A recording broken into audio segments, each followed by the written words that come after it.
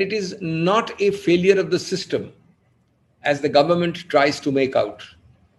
It is the failure of the government to leverage the strengths of the Indian system.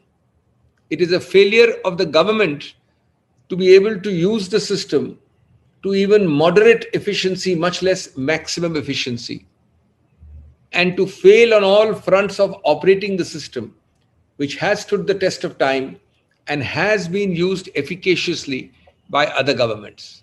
So I think it's no excuse which the government tries to frequently do, as the Congress president said, that the system has this problem and this is this systemic problem or the other.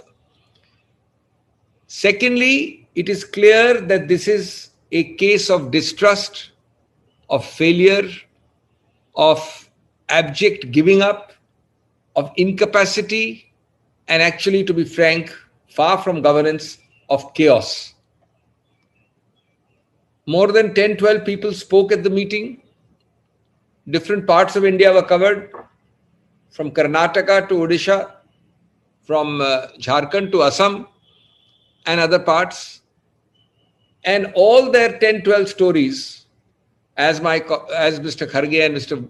Gogoi will bear me out, were stories of extreme pain, searing pain, agony, failure, lack of success, and sheer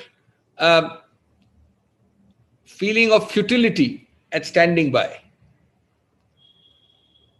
There was a lot of praise that despite lack of resources, lack of governmental machinery, the activation by Shri Rahul Gandhi of the Indian Youth Congress, Mr. Srinivas's exemplary works in that regard, have come out for all-round strong praise, and this is not in any way limited to Congress quarters.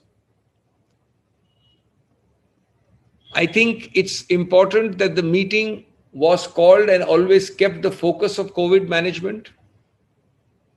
Any attempt to discuss politics was deferred to the possible later CWC meeting.